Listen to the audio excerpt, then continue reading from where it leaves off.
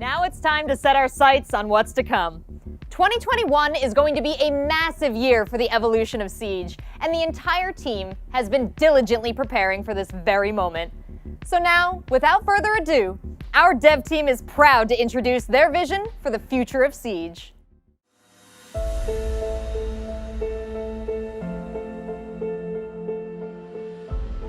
With the pandemic, the work-from-home situation, last year was a challenge for all of us. This being said, I'm really proud of the work that the whole development team across the world has been doing on Siege. We've brought amazing content during year 5 and hope the players really enjoyed what we brought. Starting in year 6, season 1, what we're going to be doing is having the operator inside of the battle pass as the first reward alongside its exclusive headgear and uniform that usually was in the year pass. Along with that, we're extending the period going from 1 week of early access to 2 weeks, and this 2 weeks period is going to be tied all of this at the same price for the battle pass. So during year 6, we're going to have our new operators, obviously, every season. These new operators, as I said, are going to be in the battle pass. In season 1, we'll be going into Argentina. The second half of the year, we'll be visiting Europe, so Croatia in season 3, and then visiting Ireland in season 4. And in season 2, we're really excited. We're going in the northern prairies of North America. Our newest operator will be from Dakota, which are indigenous people from that region. Also, along the year, we'll be shipping our usual map reworks. So in season 1, we're going to be starting with Border. We want to make it even more competitive than it is today. Season 2, after the house rework that we done last year, we want to do another casual rework. What this means is that we're going to be going and heading into Favela. In season 3, we're going to be trying something different. Instead of having one big map rework, we're going to be doing small reworks on multiple maps. And in season 4, we're actually going to go back to Outback. As always, we're going to be having our seasonal event every season. Alongside, we're going to have arcade playlist, so small gameplay laboratory. We're going to be trying new things, so look out for those. During the year, we're also going to be bringing core gameplay features and content in the game. We really want to use the test server to iterate on those, and once it's ready, ship it on live. The quality of service that we're bringing to the players is of the utmost importance for us, and we really want to keep focusing on this and make improvement into the connectivity and DDoS issues that we had for the past years. We're changing a bit how we're going to use the TS. We're going to push things that are far from over, and where we need feedbacks as early as possible to adjust things in advance. So it's very possible, for instance, that you see some very big gameplay systems land in the TS, but not come in the live version of the game before at least 2 more seasons, because we want to take the time to adjust them based on feedbacks. I think we have 2 major opportunities and way of improvements during the next year. I think the first one is going to be less downtime. And the second aspect would be onboarding. Being more welcoming to new players is also something that we believe is very crucial to the future and success of our games. We want the game to be really nice to play and nice to watch, especially when it comes to downtimes. When you play the game, I think there are moments where it's really tense and you feel like you're really pulled into the action, and that's mostly during the action phase. But during other phases, like the planning phase, the prep phase, or everything that happens after you die during a round, it feels like very often you don't have that much to, not that much that can really influence the outcome of the round. So the general idea is that we want the players to be able to have a clearer impact on how the round is going to end. Whether during the planning phase or even during the prep phase and the activities after this. The imbalance in favor of defenders has become an issue. It's really hard to attack in the current metagame. The metagame itself is evolving, but we want to try to attack the issue on a deeper level. And we're going to take the opportunity because we're already working on big gameplay changes, big system changes like the attackers repeat. And we're going to use this opportunity to try to favor attackers a bit more than defenders and rebalance a bit the game so that it feels a bit more fair to play as an attacker. For onboarding, I think the high-level objective is that we're never going to lower the ceiling. The game needs to remain as complex and as beautiful as it is today, but we're going to make the floor easier to reach. We need to give better tools for the community to welcome new players, and we need everyone to work towards having a more inclusive community. I think it's going to be a win for everyone. Currently in Rainbow Six, The onboarding is mostly done by the community and your friend, and we really want to help solo players to get in by themselves. That's why we are creating a cell dedicated to onboarding, and the goal of this cell will be to help those players get in faster. Learn the maps, learn the guns, learn the gadget and all the operators that are specific to Rainbow Six. So rank is currently our most competitive aspect of the game that you can play right now, and we really want to improve it. And that's why we are working currently on reworking the ranking system to allow people to really improve season after season and have a better idea of their skill level. So matchmaking, it's a tough subject, of course. The goal is to give all the players the match that are the most fair for everybody. And it works quite well, but sadly, lots of people try to lie to the system, either by creating a new account that we call Smurf, or by trying to derank and fake their skill level. So we are always trying to do small improvement to the matchmaking system to fight this. It's a tough battle, but we are improving every season against that. The reputation system is starting to work in the background for a while now, and the first goal of the reputation system is to feedback to the player his behavior inside the game. So to know if you are a toxic or a good player. And depending on your score, you can expect some sanction or reward, of course. 2020 was definitely a challenge for esports as well. The point system was heavily impacted by last year's situation. We were not able to have global competitions, putting the teams from different regions against each other. So we believe that we have built a very robust and solid system with the point system. We really want to stress test this in 2021. With our learnings from 2020, we're pretty confident that we can make global majors once again this year in 2021. February next year is going to be our World Championship once again. It's the sixth Invitational as well, so a big anniversary event for us, and we're bringing back the event to Montreal, the birthplace of Siege.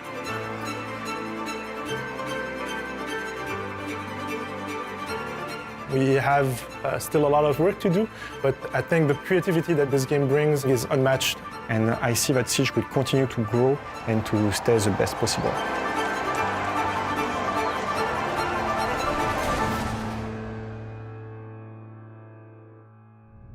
You've already gotten a glimpse at a new look for Siege, and this is just one of the many aspects of the game that we're updating this year.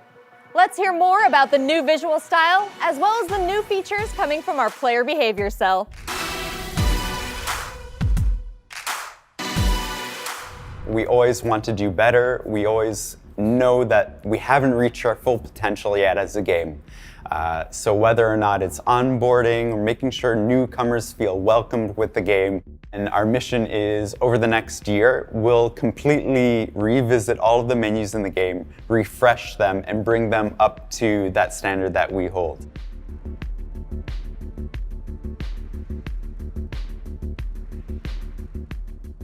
On top of that, we also have a new logo, we have new key art, and we're very happy with it. This is a high energy, high impact game with a diverse cast of characters and gameplay.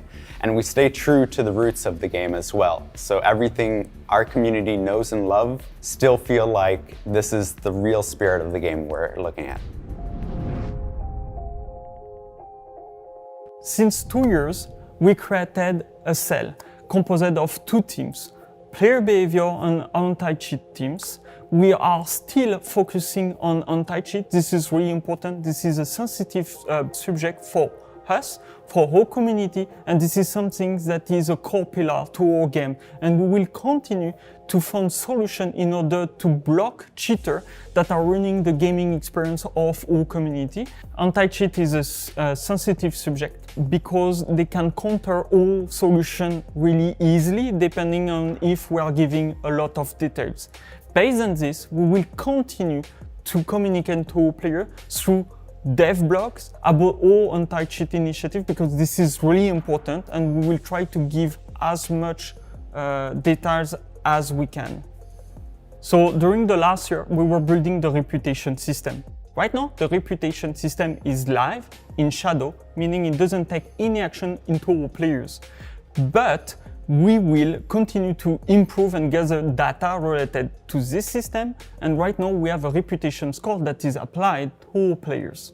The system will come with sanction and rewards.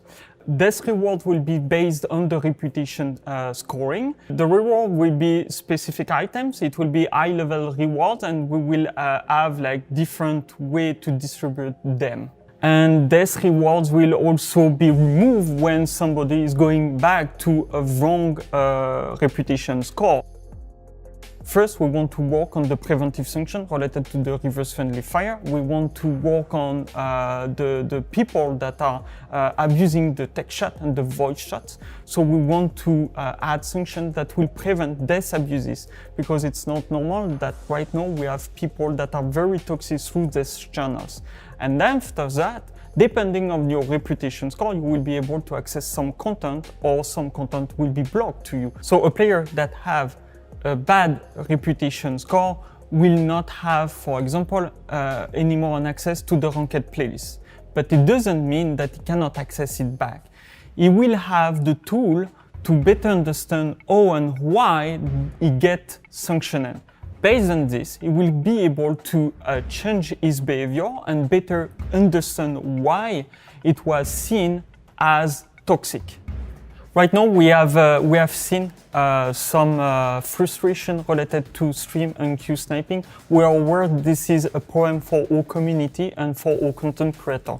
So right now, the player behavior team, is working on a new solution, a solution called Streamer Mode that will be available at the first part of year 6. The settings that will be available to our content creator and our streamers will be first, hi, my name. They will be able to hide their region and pings, but also they will be able to hide everyone else in order to prevent queue sniping, be able to have a hidden matchmaking delay, hide clearance level, and they will be able to hide the profile image. Smurfing is a big problem for our community. Have many faces, and we need to approach them with a different strategy for each of them. Right now, we increased the clearance level for the ranked playlist. We will also add some restriction to the ranked playlist in order that players that were inactive or got their account hacked, or an account that has been buried, cannot come right now to the ranked playlist without a play experience in other playlists. And after that, we will also control a bit more how we are giving XP in terms of PvE, just in order to have better cohesion and a good experience for everyone. When we made the decision last year to deliver just one new operator per season instead of 2, it allowed us to create new cells within the team to focus on the way the game is played outside of the action phase. This led to some interesting opportunities and opened up new avenues to address the balance between attackers and defenders. Let's hear more.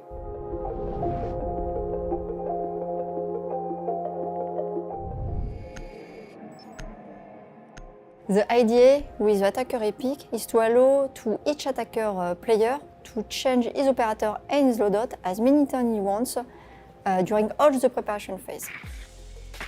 They will adapt their strategy according to the information they will gather. And for defenders, dealing the information becomes more important. So, for example, they will have to chase drones or hide some of their operators. The preparation phase will be much more meaningful. Currently, defenders have a better win rate. So with these new tools for attackers, I think this will balance this. And in addition, we should be able to build new operators around this new game flow. So, for example, defenders specialize in dealing crucial information. 5 seconds before insertion. So the goal here is to keep players interested even after their death. For attack side, you will have full access to your drones that were pre-placed on the map. You can control them and use their abilities. You can use Shock Dart of Twitch or the Laser of Zero. For defense side, it's pretty much the same behavior. You have also full access to your cameras, drones, and also their abilities. So that means the sonic bursts of Echo or the laser of the Maestro turret. Defenders can felt overlapping by the attacker's drones, so we try to counterbalance that by reworking the bulletproof camera. So now the camera can rotate, and you can shoot an EMP dart that disable all attacker electronic in-world gadgets. So that means you can disable drones, but also air jabs, claymore, etc. So I think we should observe an increase in player activity, less downtime, and player will have more playtime and fun. We will try to add early version in the test server around year 6 season 2. So we are rethinking how the test server is used. The goal is to add early version to get feedback as soon as possible and then iterate on it. So player will have more playtime to be familiar with this huge change. We are changing the speed armor system to a speed and health system. So no more reduction that you don't understand or you don't see. We will remove all the modifiers from the armor that you used to have. We're making sure that everything that was going under the hood is now exposed to the player. 2 armor and 3 armors will have more HP available to them, making you more confident to plant the diffuser, take some engagements and everything. This is the first step that we are taking to make sure that the speed and armor is more of a choice for you.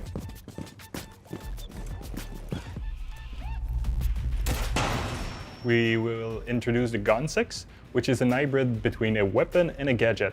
It will replace your secondary weapon, but it will shoot something that will destroy bulletproof gadgets. So it's a secondary weapon that is mostly aimed toward removing utilities. You will have one shot. It will travel straight, just like Ash launchers or Kali's lance. One of the things that this weapon does not have over secondary pistols, it doesn't bring you the speed movement modifier that you usually have with a pistol. Drone activated.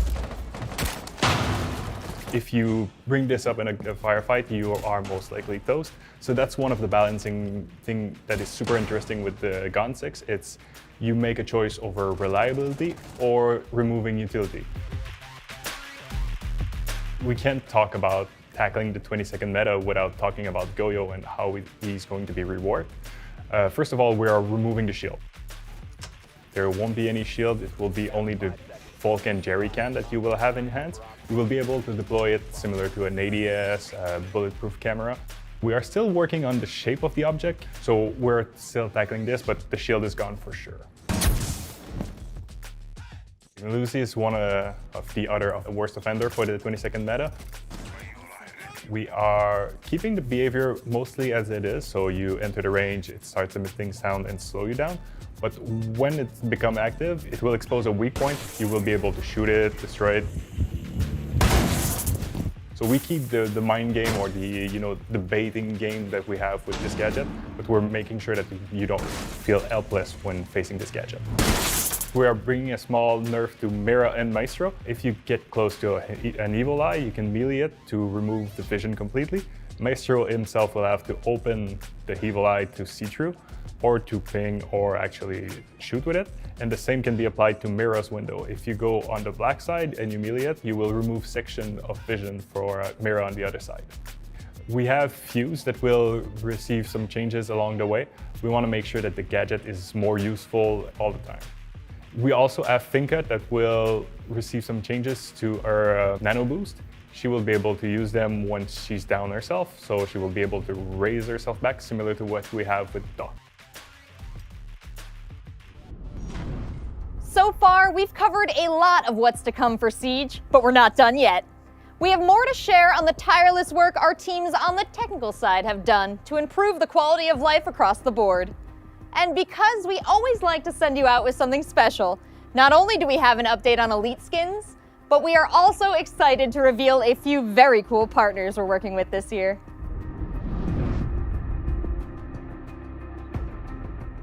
One of the first things we did for the connectivity issues is we looked at the performance of the game servers and we optimized it to make sure that we're hitting that smooth 60 frames a second update rate. We're all the time, we're trying to improve our tools, improve our monitoring, just being able to get metrics on the community, what the issues that they're facing, and improving those metrics.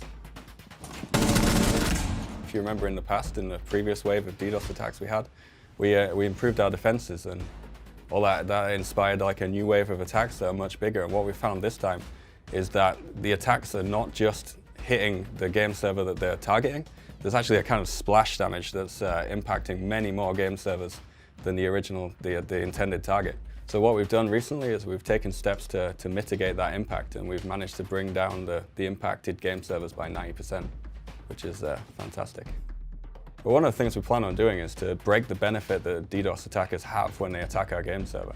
And to do this, what we're going to do is we're going to pass different address information about the game server to each of the teams. That way, when one of these addresses is attacked, we can tell which team attacked us, and we can make sure that they don't benefit. So a game as successful and long-running as Siege obviously has many content updates, and each of these updates increase the base install size. So we're actually using some cool new texture technology to reduce the size taken by the textures without losing any visual quality. So we're also looking to download customization items on demand rather than include them in the base install. This should drastically decrease the size of the install. The smaller our game is, the easier it is for our players to try out and become lifelong players.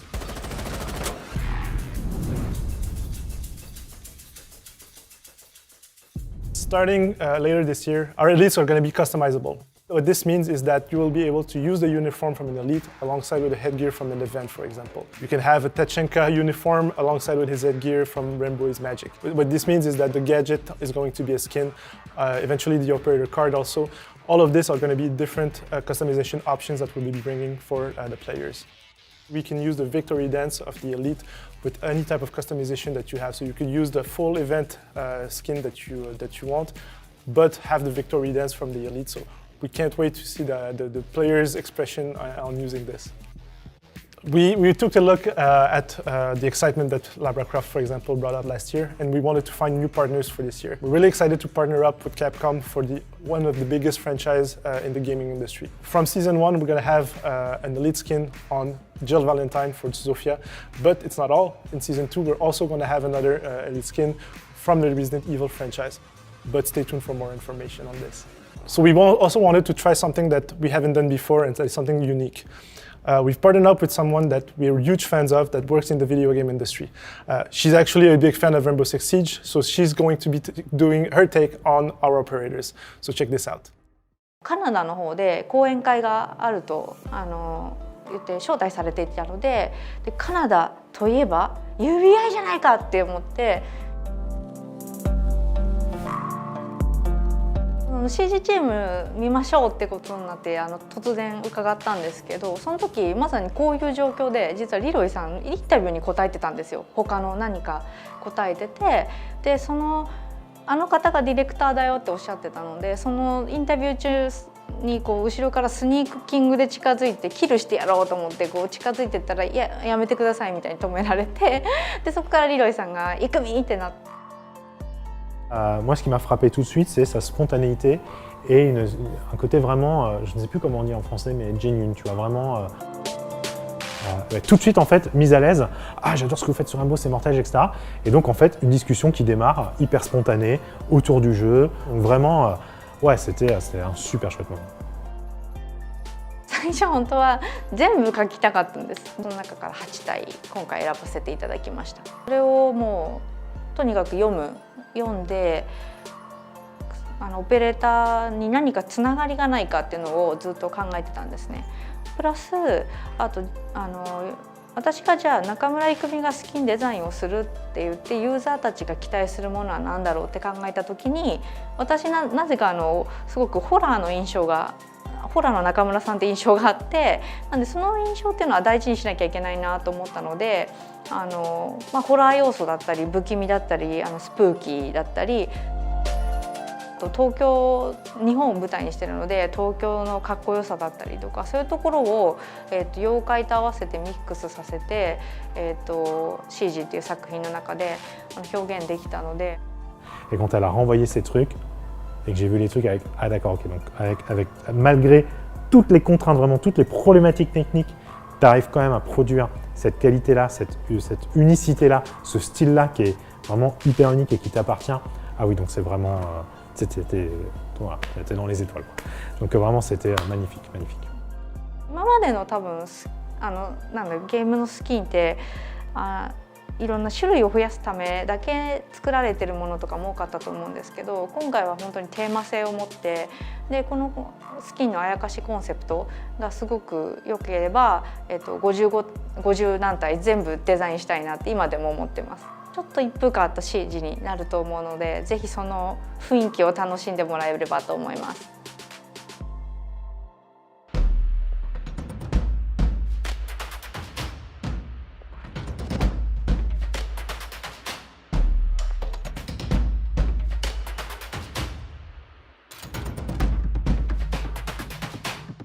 We're also working on something else. We can't really talk about it right now, but we can't wait for you guys to find out more about it.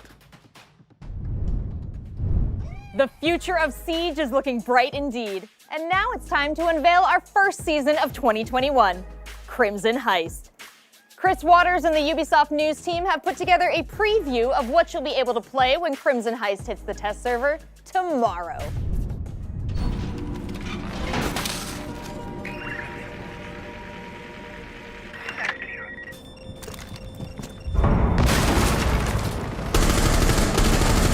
It's a red letter day for Rainbow Six Siege as Crimson Heist is coming to kick off Year 6 in style.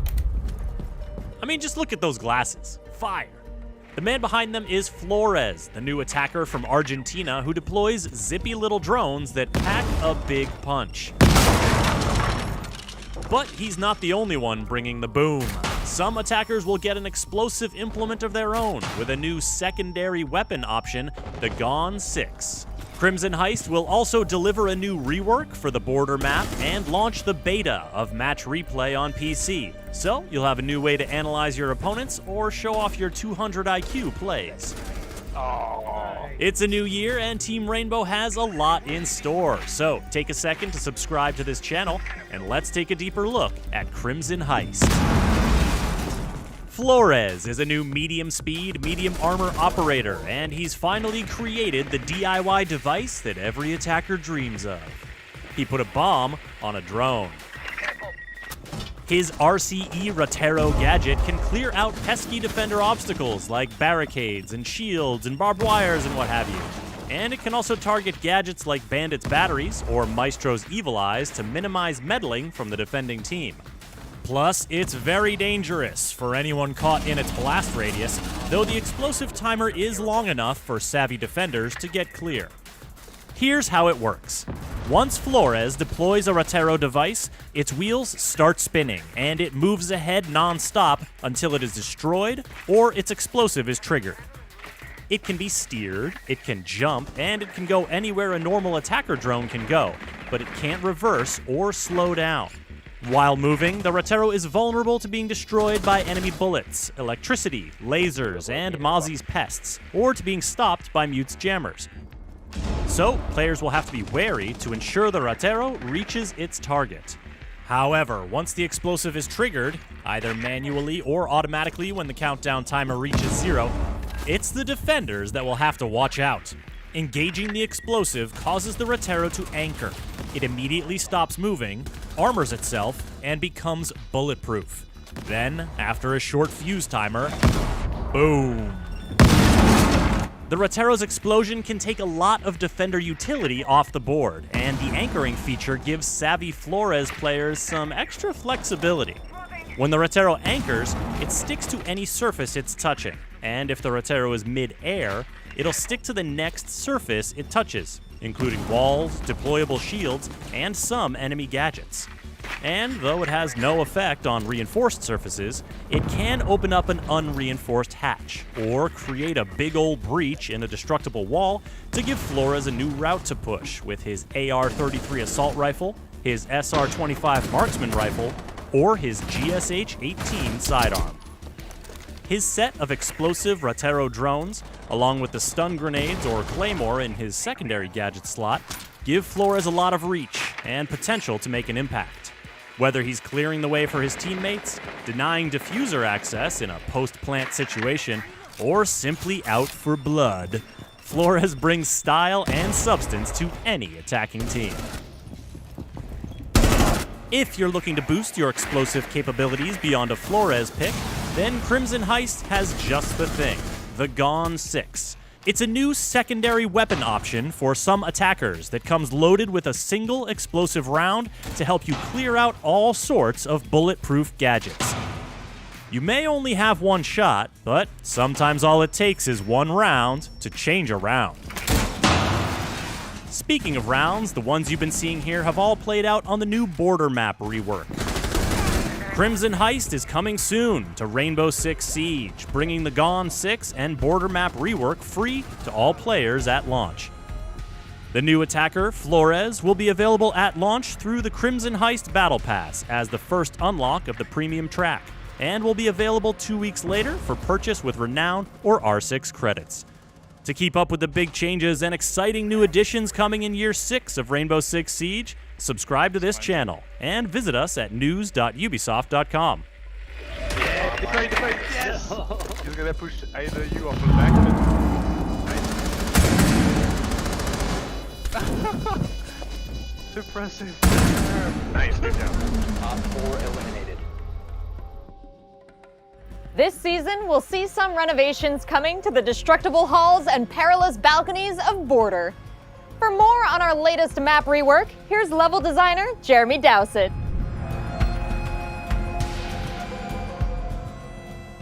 For Border, it's very easy fixes. We have an awful lot of data on the map, but it was mainly lines of sight, and some of the bomb sites were actually a little bit too congested. We've extended Bathroom and Tellers on 2 objectives. They're just a little bit bigger now, so it actually aids in the movement for the players. We made Bathroom a little bit bigger, and there's a breakable wall that goes towards Tellers now, next to the window. We also moved the hatch around. You could always get pinched in Tellers or Bathroom for adding the hatch or moving the hatch in Bathroom and changing around some of the walls and extending them, so moving the Bathroom more into Tellers and moving that window across a little bit really changes the flow of that area. We also changed Armory Archives. So the room shape has changed a little bit and it's got extended. The covers got cleaned up an awful lot, but we've actually extended it just to make it breathe an awful lot more. So we did touch customs and stock as well.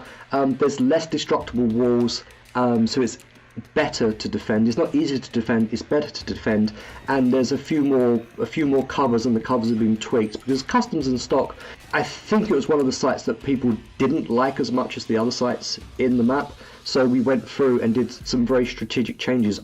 Along with that, Vents and Workshop hasn't changed at all. Everybody's complaint about Border was always the helicopter noise, and the helicopter noise that was just, very hard to hear stuff inside. The helicopter noise has been brought down, so it's less of an interference when you're actually playing, and the voice that actually you hear over the tannoy system, that only happens now in the prep phase. It won't happen when you're actually playing. So now you'll actually be able to hear when people are coming, and when walls are being breached, etc. You'll be able to hear everything, because you have less helicopter whopping around on top of your head, and you don't have that guy on the tannoy talking all the time.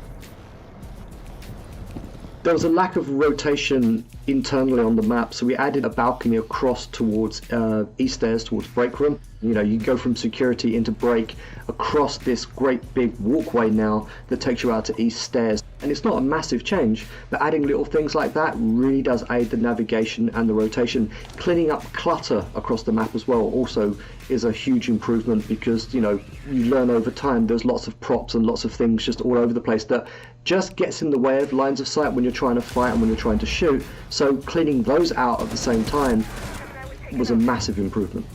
We added a exterior balcony, so rather than rappel, you can actually just go up towards archives from exterior now. It actually aids in getting to the building a little bit quicker. Think of this rework more in the vein of something like when we did Clubhouse or Cafe. Small tweaks make a huge, huge difference.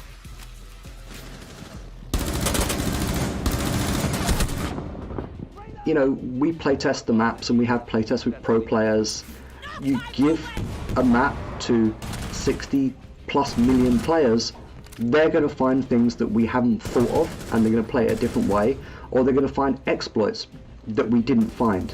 And that's a great thing, which is why we have the test server, so these issues can come out and we can fix them, because we are very reactive. When a map is released and goes onto the test server, we can be very reactive and we can fix them very, very quickly, which is why R6 Fix, and I implore you all, if you find issues, please screenshot it, please take a video, and please put it on R6 Fix. It is a valuable resource for us and for the community. Op 4 eliminated. We've given you a glimpse of Flores in action, but for more on our explosive new attacker, here's Emilien Lomé, game designer, and Simon Ducharme, universe writer. I think one of the inspiration we had is from old past gaming experiences, from like guided device, guided missile, that you would end up in the first-person view of this device and they would move forward constantly and accelerate, and you had to adapt your trajectory to find your targets. And we wanted to introduce something like that in the game. Those devices in those older games are usually like guided missile that would one-shot everyone, and recreating the oomph aspect of those devices in Siege was obviously a challenge. And eventually we retained this very large explosion. We kept it in the device, it's just that to make sure that it would not be too lethal, we added this delay. So as soon as you end your trajectory, you anchor, and you have this 3 seconds timer that starts ticking down.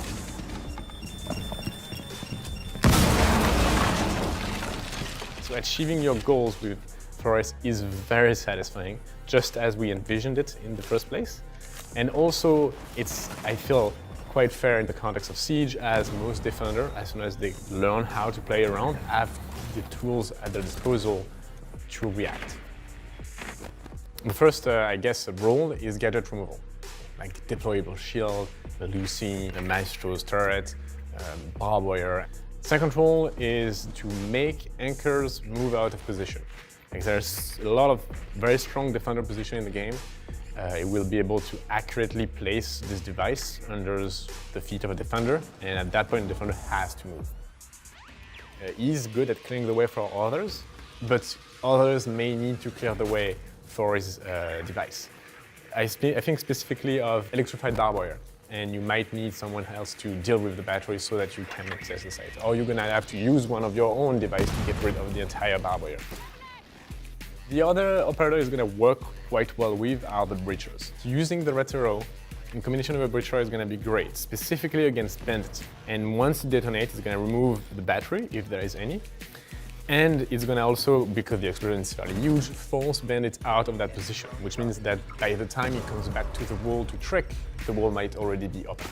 However, contrary to Thatcher, he has to get his device in the objective zone, which means that if Bandit himself or another defender is watching, they can destroy it before you get into location.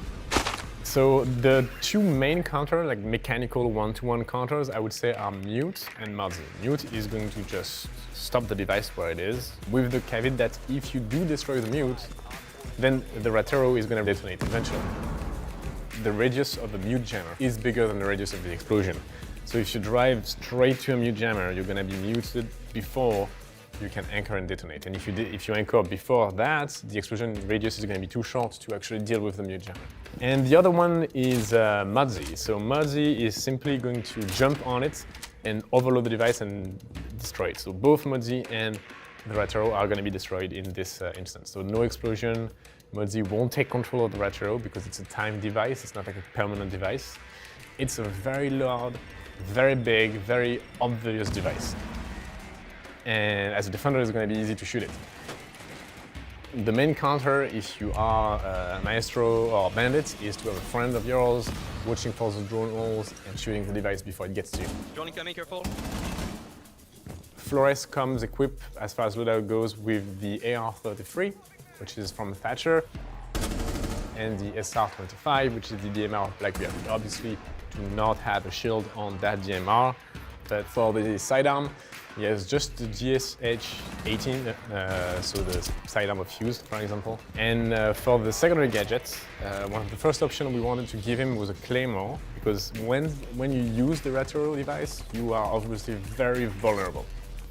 And having a Claymore to cover at least one avenue of flanking on your location felt like it was a very natural fit for Flores. And as a secondary option, if you want to dive more into the chaos potential of the operator, we bring flashbangs.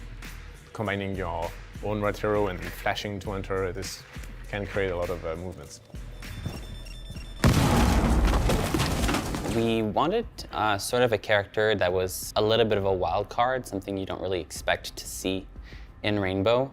And we thought that Master Thief was a very good profile for that. Flores was born in Buenos Aires, Argentina. He was raised by his mom alone. It was kind of a rough childhood because his mom's health kind of slowly declined as he aged. So as a teen, he kind of got involved in organized crime, but he realized that he hated that because he saw what it did to his community, and his mom had taught him like empathy above all. He decided to go to a military college instead to see if like that kind of path, which was like more righteous, would be better for him. And he ultimately got a military engineering degree. He also learned that authority does not work with him. And he said, well, I hate what organized crime is doing to my home, so I'm going to be a thorn in their side, basically. And so he became a burglar. He started hitting big targets, crime lords, all that, to basically redistribute their money to the community that was suffering. And that's how he became known as the man from Flores, which is where his name came from. That's how he found his passion for tinkering and making his own tools, because you always need a key to open a door, and the doors are not always the same. He wasn't caught or anything. They never knew who he was until they followed the money and realized that it was being given back to the community and everything. But the one thing that stood out to them was his mother's hospital bills. They actually killed his mother, and they were going to kill him as well. But Ash found him. So she was in Buenos Aires investigating smuggling rings, basically. And she just happened upon him, and he had the information she needed. So she offered him asylum in the USA. And he was very happy to take that because he had nowhere to be anymore. So he went to Los Angeles and started a new life.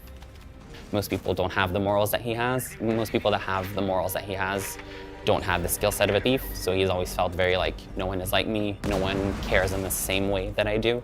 Yeah, going to Rainbow, he's finding some kindred spirits, and it's basically a new chapter that he didn't know was possible.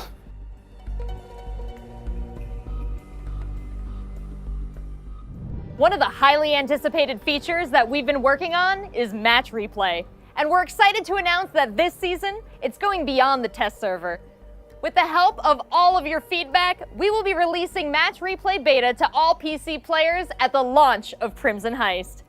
Here to tell us more are Mihai Lakatos and Wei Yu. So putting Match Replay on the live is actually the big moment for us.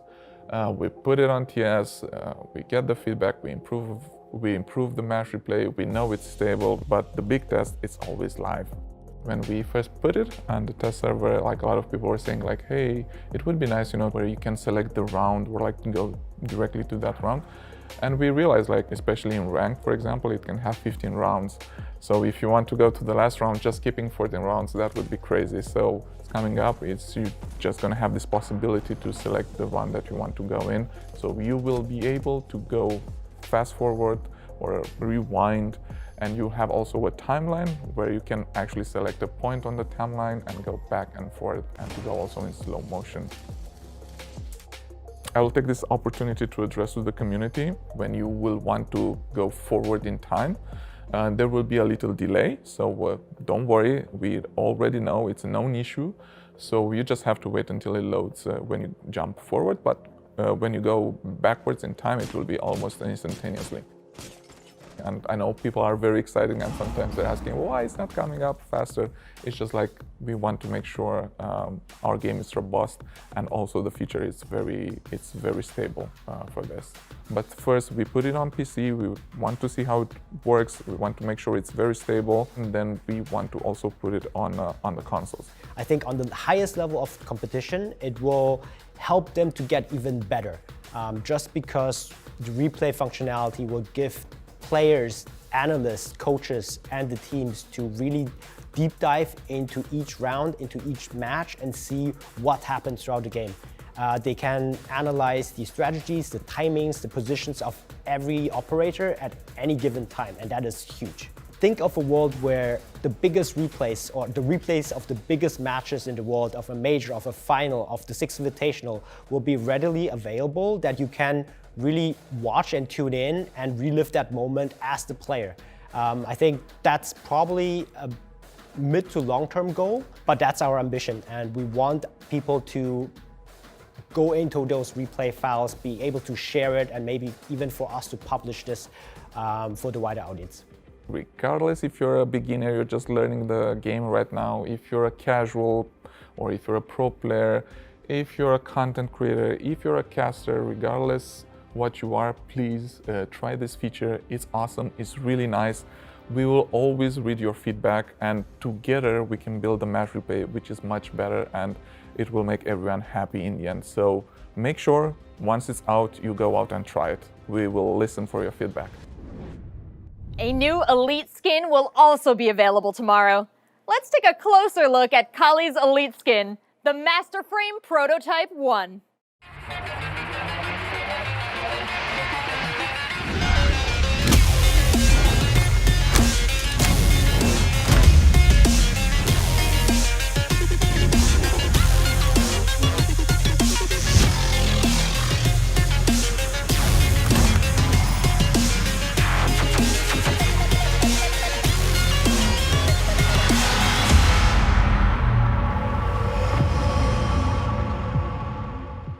Crimson Heist is dropping tomorrow on the test server with the reworked border map, Operator Flores, and match replay beta. Not to mention that brand new secondary gadget, the Gone 6. Be sure to check it out. And before we wrap up this panel, we have one last surprise that we wanted to tease today: the Rainbow Six Siege board game.